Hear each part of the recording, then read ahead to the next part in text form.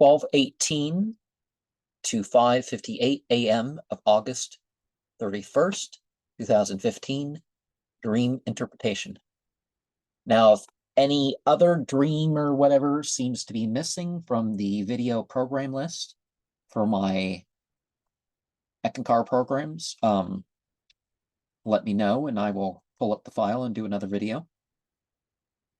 Could the Statue of Liberty represent the antithesis of Gaap, top, or Gawap, which is thought to appear in the form of a man who guides four principal kings, misguiding with liberal arts and going between countries? The dream is certainly along the theme of a black magician of some sort and familiars. By black, I don't necessarily mean evil. I mean a particular category of spiritual practices. The scenario is of 17, which is the typical number of obligatory rakat or bows in the 5 daily salah, also the number of hymns that some Zoroastrian tradition would say are ideal to say in the 5 prayers for them too. There is the message of facing east, are embracing the rebirth of the intellectualism in terms of ritual, which is a protection against evils.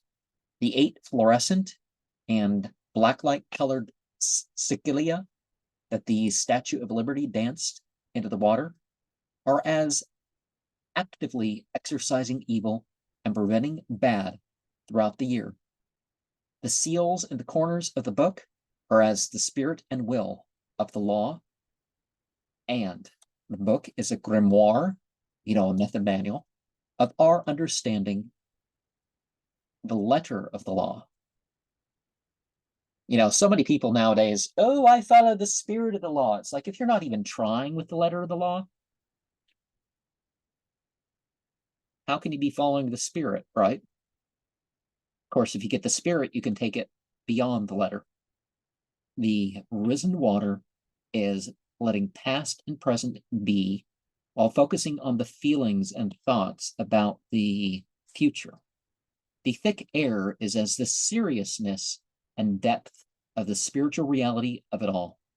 The sphere on the book is the worlds that an individual alters or maintains.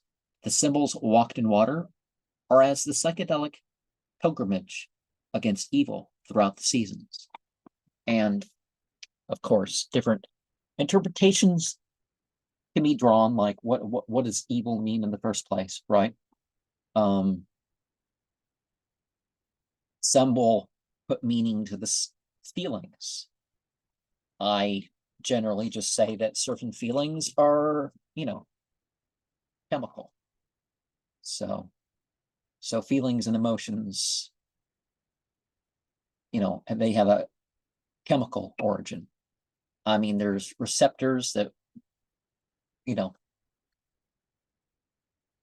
even without certain chemicals flowing, there's going to be some feeling, I guess, to it, or, but that would change per what sort of chemicals are flowing in you. And I don't, by chemicals, I mean, your neurochemicals. I'm not recommending drug use or anything like that.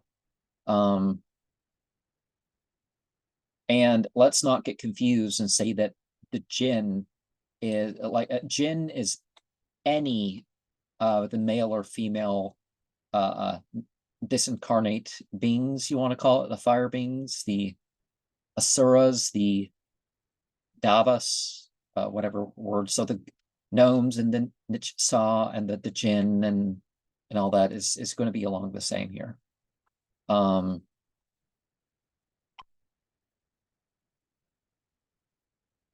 And one of the things that we got in here is you face a direction, but you face the direction of the least distance over the land, right? And okay.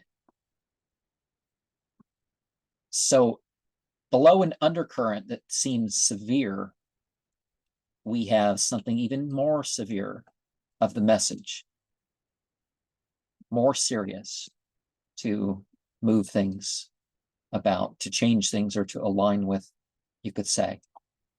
And a lot of symbols, they become vehicles. So we don't have to engage in what they call Merkaba mysticism so much to get the point of using symbols as a vehicle.